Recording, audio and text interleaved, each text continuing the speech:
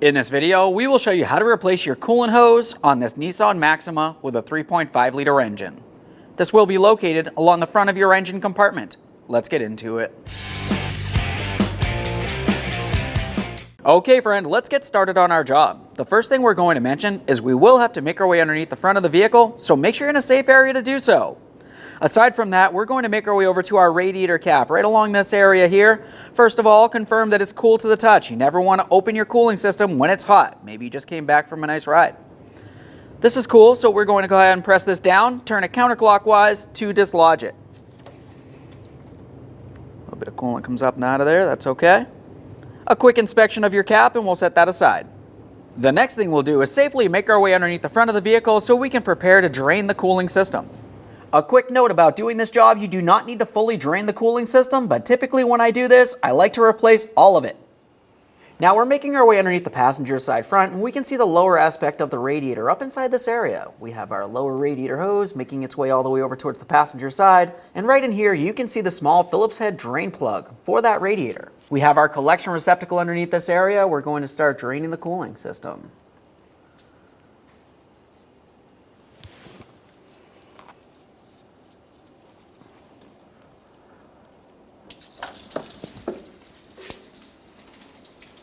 Now let's make our way back up into the engine compartment towards where the radiator coolant fill is. We're going to dislodge our reservoir hose from this. Go ahead and squeeze on the clamp. We'll slide that out of place.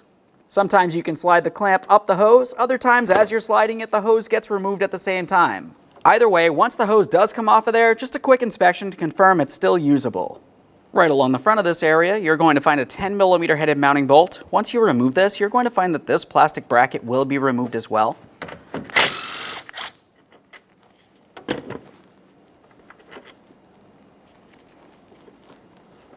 Slide that out of place. We'll set those aside.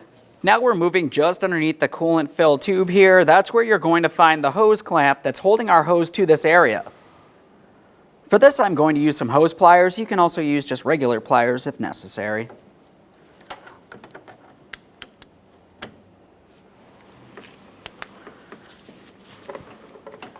Now, once you have movement on that clamp, you can either try to slide that out of the way, or you could just lift up on this and remove it from the hose, whatever's easiest for you. Just going to try pulling this up and out of position.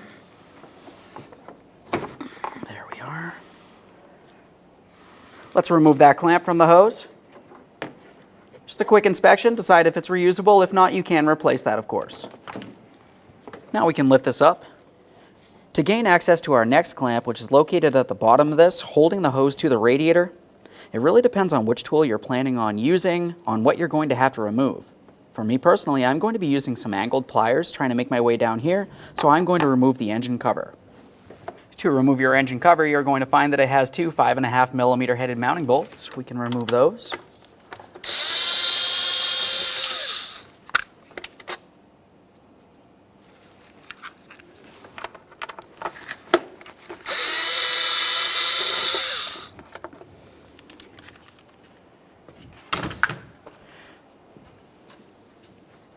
Let's take hold of that cover. We'll lift it up and out of position. A light tug along the front. Just has two rubber grommets that are holding that in place. Now here's the angle pliers that I'm going to be using. You may find that you have to squeeze on the hose as necessary to gain access to those ears. Let's see if we can get this on that hose clamp. We should be able to twist it and slide it out of position. Sometimes you need to remove the clamp before the hose, and other times you can just have the clamp on the hose while squeezing it and remove the hose at the same time. Whatever's easiest for you.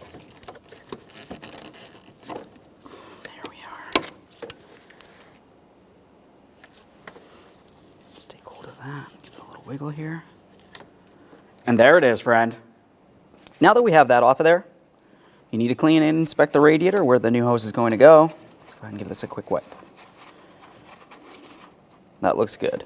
Now let's have a quick look at our original hose on the bench and our brand new hose. You're going to find that the brand new hose is a little longer than the original, and that's so you can cut it to fit. Go ahead and take the original hose. We're going to align it on one side. And now on the other side, we'll make a clear marking at where this one ends You can use pretty much anything for this. I'm just using a marker, whatever's best for you.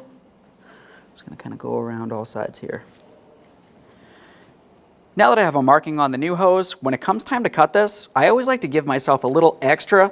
So what I'm going to do is, since my line is pretty much right along this area, I'm going to cut right about here. Now let's turn this so I can have a look at where my lines are. That's where the marking was. I made my way over here. Now for this, I'm just using a razor. You can also use a hose cutter if necessary. Whatever you do, just be extremely careful, obviously. Just going to work our way around this.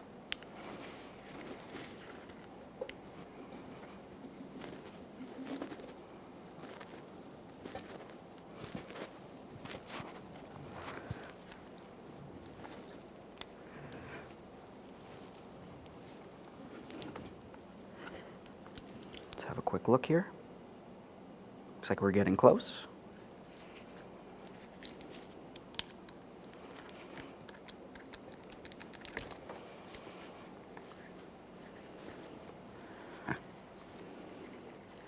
A quick comparison, as you can tell, I did leave myself a little extra slack. You can trim off more if necessary. Let's install this in the vehicle. Now, since I am planning on reusing my clamps, I'm just going to remove the original clamp from the original hose. Let's prepare to install our brand new hose. Now we can get our hose in place. We have our clamp prepared. We're going to take this and we'll slide it right onto the radiator port where this hose will slide onto. There we are. Continue on with your hose. We're going to start sliding that on. Once we do have the hose sliding onto the radiator, we'll be also sliding that hose clamp onto the hose as we continue pressing the hose onto the radiator.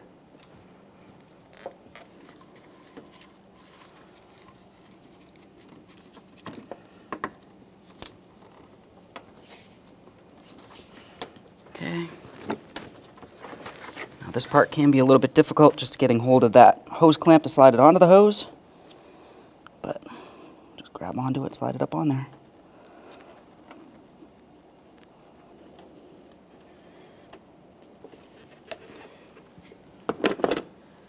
Once you feel as though you have your clamp in place, make sure it's reset to the point it's putting pressure on that hose, holding it to the radiator.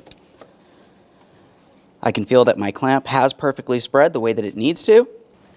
Go ahead and pull on that hose. We're confirming it's properly secured to the radiator. You do not want a coolant leak coming from that area. Now let's focus on the upper portion of the hose here. We're going to start our clamp on here. I'm going to bring it down nice and low so we can bring our inlet tube into the proper position.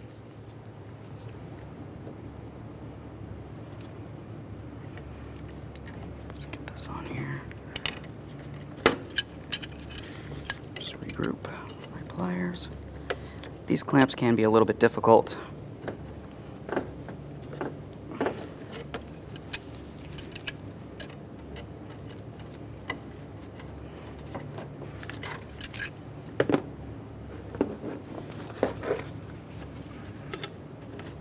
Before we slide the inlet tube into place, let's make sure we clean up the mounting area. A thorough inspection to confirm it's not cracked or damaged in any way. Let's get this in position on top of that coolant hose.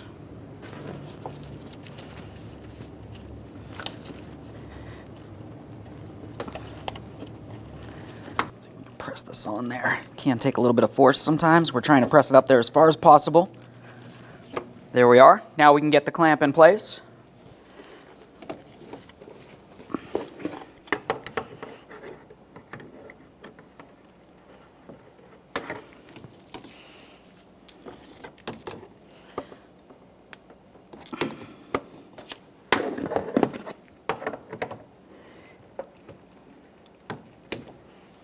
Now, as you can tell looking here, I did come up a little bit too far, so we're just going to bring this down so we can see hose on both sides.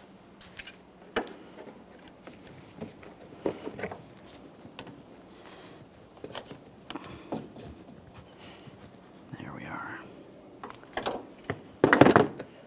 There we are. Now I feel as though I have this slid up into place. I can see hose on both sides of the clamp, so I'm just going to confirm all the way around that it is properly secured. We'll even give this a little tug. Now we can get this in place. Before we install our 10mm headed mounting bolt, we also have this plastic bracket. That's just going to slide along the backside there. Line up the mounting bolt port on all three pieces here.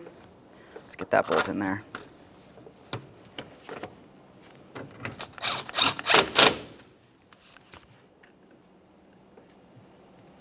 It's time for the coolant overflow hose. Slide this on there. We're going to press that on as far as possible. I'm just going to squeeze on the clamp. There we are. Hose on both sides, a light tug confirming it's properly secured in place. Now it's time for our engine cover. Having a look along the bottom side there, we have our forward rubber grommets. Those will fit into these areas here. After we slide that into place, you'll find that you have your two mounting bolts along the center of the engine. We're going to install those next. Should be lined up here. Press it down, a light tug across the front here.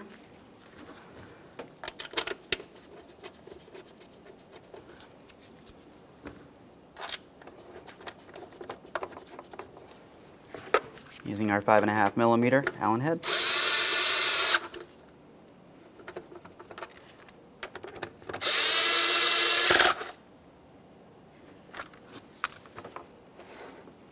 Now back underneath the passenger side, we have the drain plug for our radiator. I always like to confirm that it's tight. Just going to use my Phillips head on this. Oh yeah, I got a couple good turns here. Right when it bottoms out, we're just going to take it a tiny bit further, but keep in mind this is only plastic and we do not want to cause any damage. Now it's going to be time to fill the cooling system. To do this, you can either use a funnel with adapters, install it right along the top here, and add coolant as necessary. Otherwise, if you have a specialty tool, you can use that as well, whatever's best for you. Now, since I do have a specialty tool, that's what I'm going to be using. For this one in particular, it functions by creating vacuum inside of the cooling system. So I'm going to be hooking up an air hose to this. We'll be creating vacuum, and what we're paying attention to is this needle right here. What you should find is as I'm applying vacuum, the needle should be making its way all the way into the negative pressure range here, through the red, through the yellow, and into the green. Typically up past that 25 mark there is where you want to be. Once it seems as though the needle on this stays still and doesn't continue dropping any more negative pressure, we're going to go ahead and close this off and make sure we have no leaks.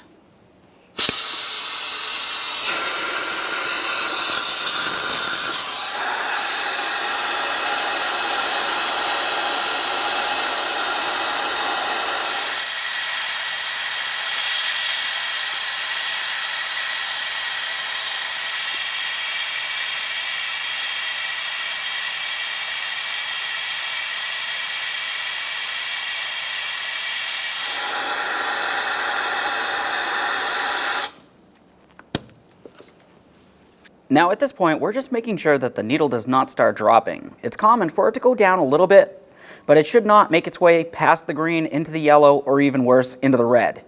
If it does either of those things, you have a leak somewhere and it needs to be diagnosed.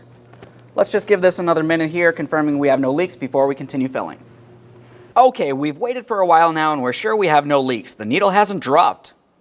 So let's continue on adding coolant. For adding coolant to this, we'll make sure we're adding either the manufacturer specified coolant, or you can use universal, whatever's more convenient for you. Now on this apparatus, it's going to be using vacuum, drawing fluid down from in this area. We want to make sure it does not run dry and potentially draw any air into the cooling system. We might have to switch out the jug.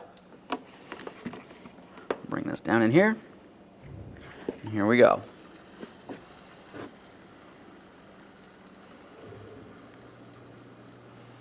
As you can see, the needle's dropping more towards the positive range here.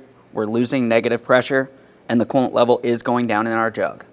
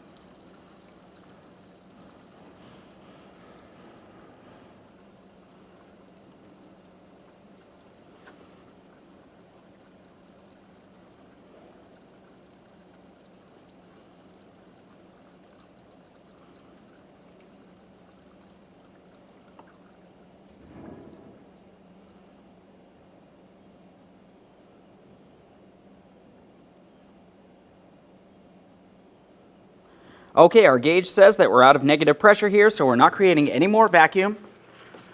Let's go ahead and start getting this off of here.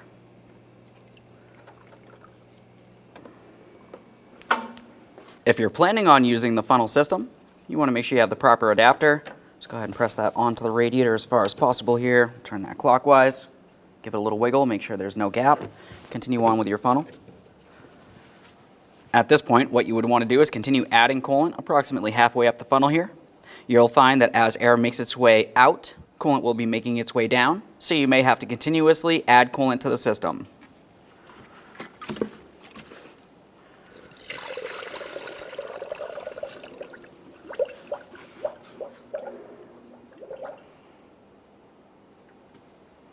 Now, no matter which way you decided to fill the cooling system, the next thing you need to do is go ahead and start up the vehicle and let it run for a short while.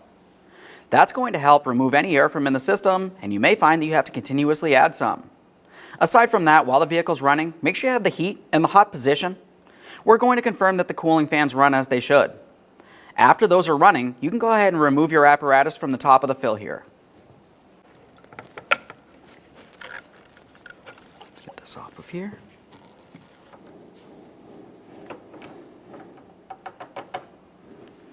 Once you're sure the coolant system's full, go ahead and reinstall your cap. Once you've done that, go ahead and clean up your mess, double check for any leaks, close the hood, and take your vehicle for a road test.